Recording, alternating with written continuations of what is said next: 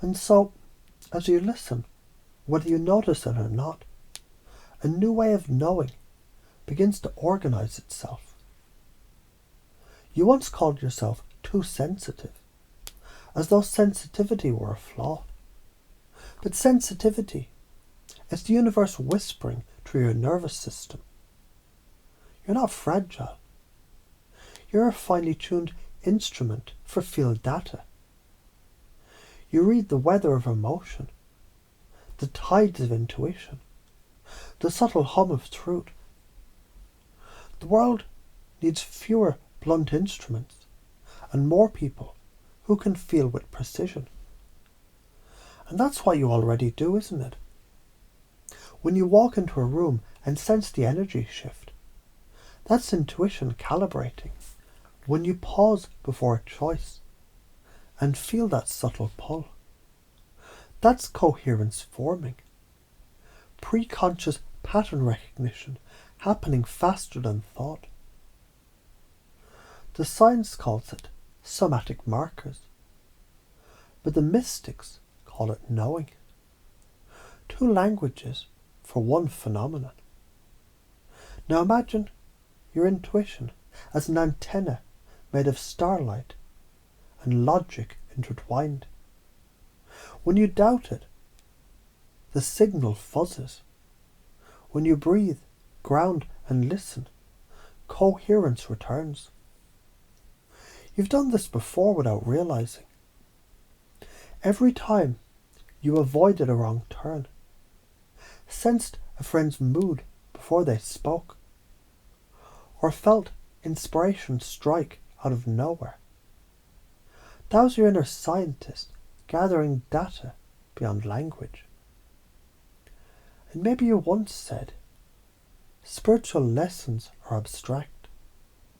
But what if each choice you make is an experiment in wave interference? Every action sends ripples through the quantum field of human connection.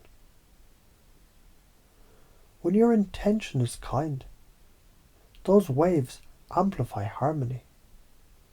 When fear drives you, they create distortion. And that's not punishment, it's physics. Karma is just cause and effect with a poetic accent. Now, you may have thought mathematics is hard, but math is how the universe writes poetry about itself. Elegant, inevitable, precise. The Fibonacci spiral, the orbit of planets, the pattern of petals, all speaking in the same divine language. And every time you recognize beauty, you're solving an equation written in light. You once wondered, what if people think I'm crazy? Well, every pioneer looked insane until their map worked. People mocked the first sailor who believed the world curved. They laughed at the first physicist who said time bends. And yet, here you are, learning to bend probability with thought, to curve relativity through coherence. It only looks strange from the outside of understanding. And the thought, what if I fail? That's not a threat. That's a training protocol. Failure is the feedback loop of evolution, the data set that perfects the model. The only ones who never fail are the ones too frightened to begin. But you're already mid-experiment. So let's chunk up, zoom out, to see the larger pattern forming. Every lesson, every reframe, every intuitive nudge, all part of a grand project. The universe learning itself through you. You're the lab, the scientist, and the field itself. To act on these teachings is to participate consciously in creation, To ignore them, it's simply to repeat the older code. Slower, duller, still valid, but outdated. And chunking down back to the smallest detail, the breath, the moment.